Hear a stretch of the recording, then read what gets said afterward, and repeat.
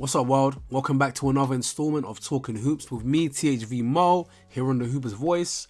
And this time we're going to get into the top 5 point guards going into the 2021-22 season. Now, previously, we spoke about Chris Paul and his off-season decision, whether he should stay with Phoenix or leave, etc., etc. You can see that on the top right-hand corner right now. You should definitely check that out if you haven't already. And if you haven't seen the other episodes of Talking Hoops, you can definitely check that out on the playlist, Talking Hoops, which is on the channel. Speaking of the channel, if you haven't already, please subscribe. A lot of you guys that watch the videos, we're really grateful, but a lot of you guys don't subscribe. So please like and subscribe the video. Now, without further ado, let's get into this intro. Yeah,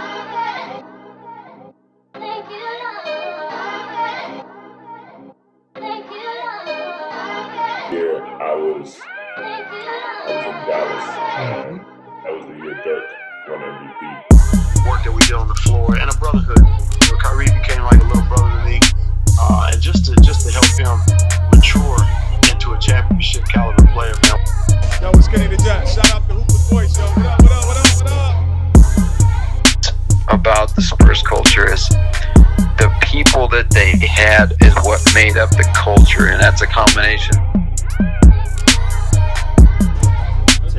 Man. Here checking in. I need to follow the Hoopers Voice. I'm saying basketball. I got what? No way, man. It's a girl school, man. I'm saying basketball.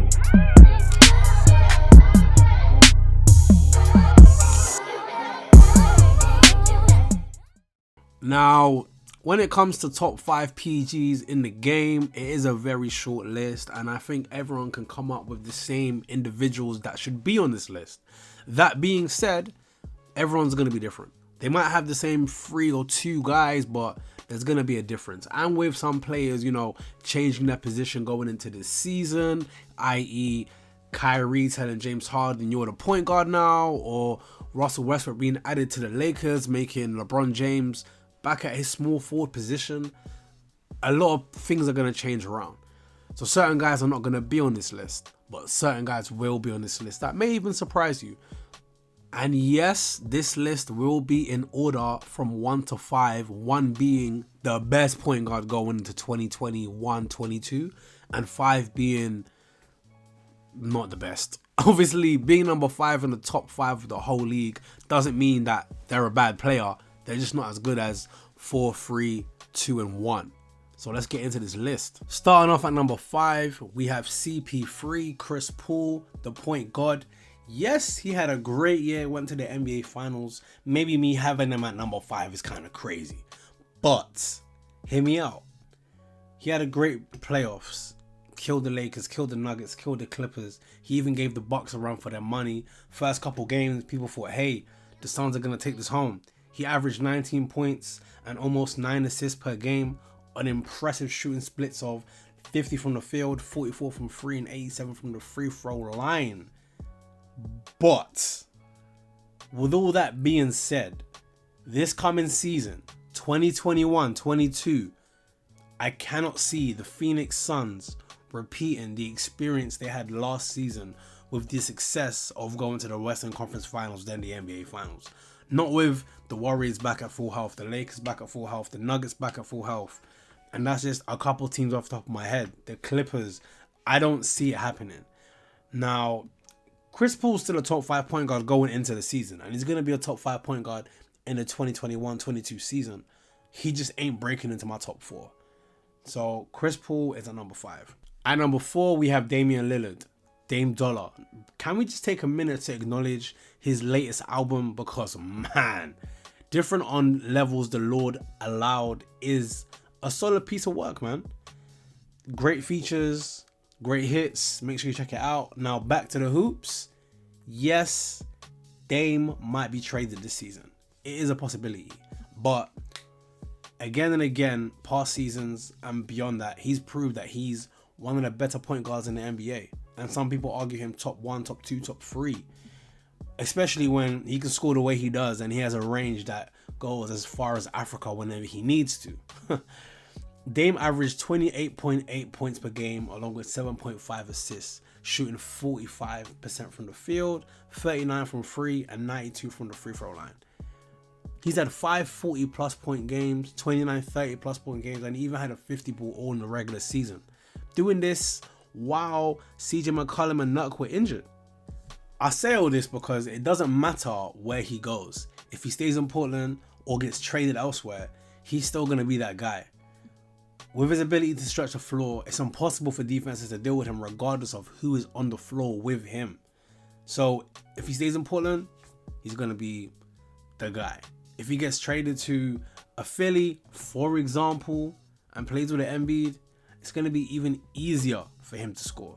But with that being said, with his ability to score and be a menace on offense, along with Portland's trajectory in success this season, I have him at number 4. Now we're at the top 3. This is where it's about to get a little bit political, a little bit controversial, a little bit spicy. Okay? At number 3, oh, I'm shook. At number 3, we have Luka Doncic. Yes, Luka Doncic. I have him at 3rd place. Now, I know it might seem crazy to put a guy that averaged 35 and 10 in the playoffs, who abused the Clippers for 7 games straight, at 3rd place. But this has a lot to do with the Mavs, where they'll end up this postseason, and of course, his talent and his performance. Now, going into his 3rd season, which will be this coming season, I think Luka's going to be a favorite for an MVP this season. He's going to be maybe top 5 in the MVP race.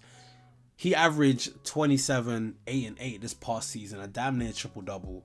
I can see him bettering his averages, which is crazy to say because he's already averaging almost a triple-double. How are you going to better that?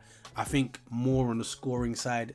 Luka may average 30 this year, but with the early successes in his career, there is pressure on him to get out of the first round.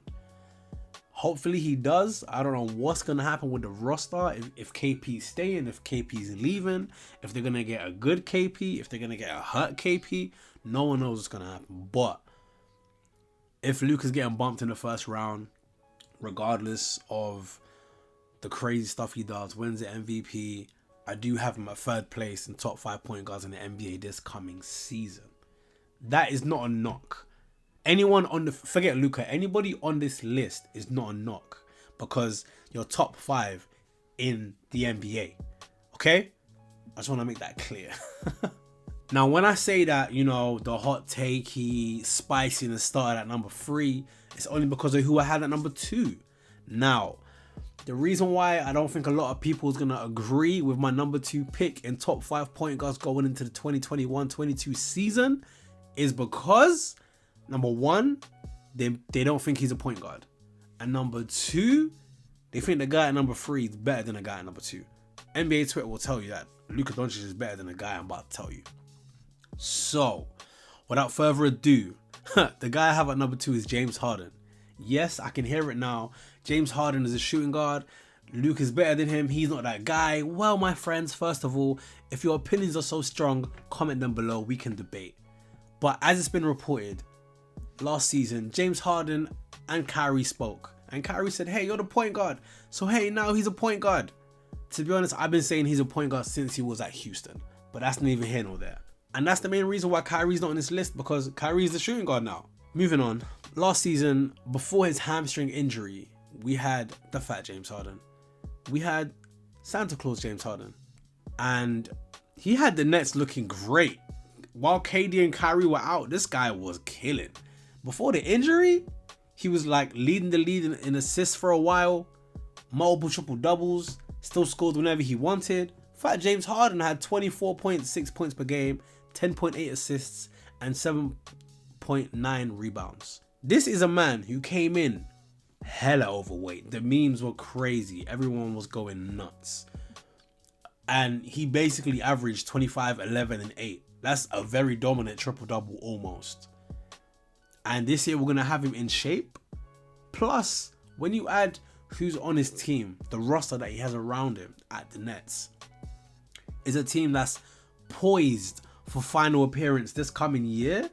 It's pretty hard to argue that if he's going to be better than he was last year, and last year people had him in the MVP race, and this year he's going to be healthy, in shape, And hopefully his team's going to be healthy too, which means he's going to be in the finals, which means he's going to have better stats than 25, 11, and 8. I can't have him out of the top 2, especially if his team's going to be like a number 1 seed. That's crazy talk. Healthy James Harden is scary hours. He was one of the best players in the NBA when he was at Houston. Now he's at one of the most stacked teams I've ever seen in my entire life. And he's healthy. I think he's going to be a top 2 point guard in the NBA this coming season. I know a lot of people won't agree with this, but hey, I'm not here to please the people, baby. It is what it is. James Harden's at number 2. Now I know that, you're wondering, who have I got at number 1? It's been bugging you since number 5. Who has this guy got at number 1? Well, I can't lie, it cannot be this difficult. Everyone should know who I have at number 1. It's one guy and one guy only.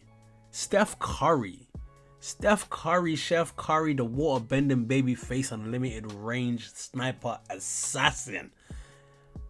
That's probably one of the longest nicknames in the world that I just made up on the spot. Yes, round of applause.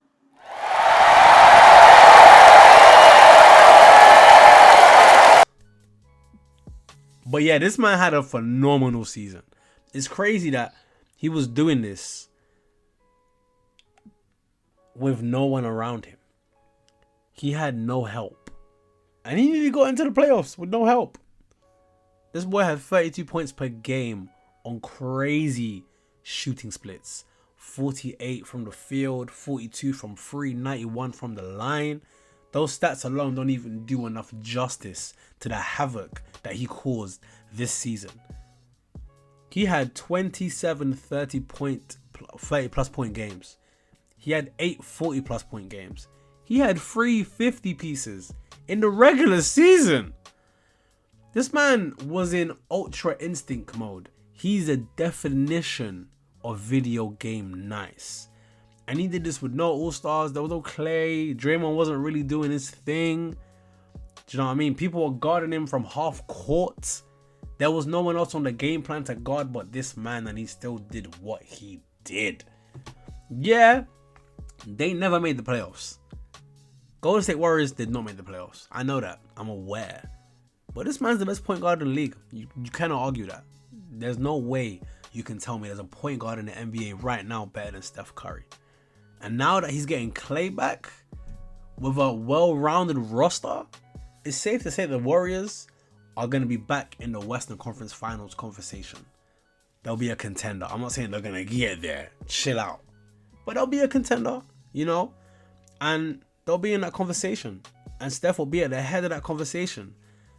He is my number 1 point guard going into the 2021-22 season. And there you have it. That's my top 5 point guards going into the NBA this coming season, 2021-22. At number 1, Steph Curry. Number 2, James Harden. Number 3, Luka Doncic. 4, Damian Lillard. 5, Chris Paul. That's the list. If you don't agree, please comment below. Let's get a little debate going. And if you haven't already done so, please like and subscribe. A lot of you guys are watching the videos, whether it's scrimmage ones, podcasts, talking hoops, anything, but aren't subscribing. Appreciate you guys watching, but it would help a lot if you liked and subscribed too. And that's pretty much it, man. We out. Peace.